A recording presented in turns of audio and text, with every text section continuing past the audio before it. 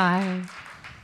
Thanks for being here. The last time I was on a stage, I was in junior high auditioning for the part of Slightly Soiled in the play Peter Pan. But I sang Zippity Doo Dah, which is not what you're supposed to do per professional productions. You're supposed to sing a song from the production. In any case, long story.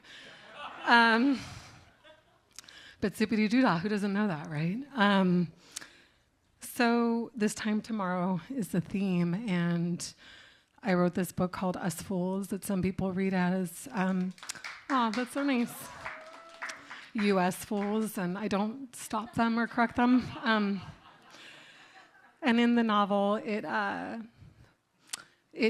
backdrop is the farm crisis of the 1980s, so ecological damage, and it tracks two wily, stunning sisters, Joanne and Bernadette, who call themselves Chunk Kids.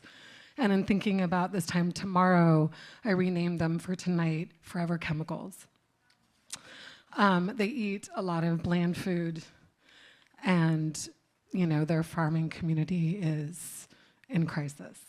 So that had me thinking about wildness, the wild, heathens, radicals, things that do not belong, witches, whistleblowers, delinquents. And again, those things, those people that do not behave. And very much Joanne and Bernadette Farrow in this novel do not behave. And I love that about them. And so thinking about the wild, thinking about delinquents and those things that do not behave had me thinking about weeds, and I like them, and they're everywhere. They're in front of you. They pop up in vegetable gardens and between cracks in the sidewalk, and we pull them out. And in agricultural communities, we try to eradicate them, much like we do with heathens. And it had me thinking about these wild barbarians, these survivalists, these rebels, these free spirits, these weeds, and how what's really interesting is despite all of that need to control, they survive. They're kind of brilliant. And then I thought about control and think about this author, James L. Scott. I don't know if you've read any of his work, but in the project of the state, as he calls it, this need to control and this mapping to colonize bodies, minds, spirits, to control nature, and that's what we do, right? We do this with land. We till it until it's barren, and that's what weeds come in often at the land to protect it, actually. They pop up to protect it, to create that topsoil. But because they're survivors, this also means that they know how to handle the changes in the atmosphere with the sun, the power of the sun, so on and so forth. They've adapted, in other words. So I would like to think about looking to them. But I also want to think about saying sassafras and henbit and mugwort and to say, why not let the dandelions into our bed? And alfalfa, right? Alfalfa is so valuable.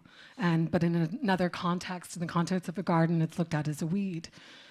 And then, I was just thinking about wildness again, and what is the best part about having sex? It's the orgasm. And why do I say that? It just feels wild to me, that uncontrollable feeling. So the poet Virgil said that rocket, otherwise known as arugula, excited the sexual desire, also was an aphrodisiac, and I think about that too. Why run from that? Why not fuck, orgasm, and then also protect your soil and not kill ourselves?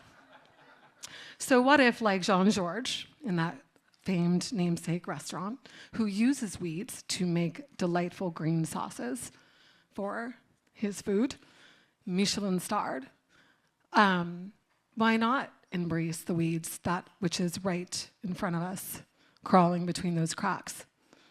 What would happen this time tomorrow if we were curious of nature, the wildness, if we collaborated and had more orgasms? I would still be thinking about survival. that's what I would be doing this time tomorrow. I'd be looking to the weeds to continue to find a way to embrace them, not only for my sex life, but for the rest of me. And to finish it off, I just wanted to, I was thinking about Peter Pan. I got the part of Slightly Soiled, just so you know.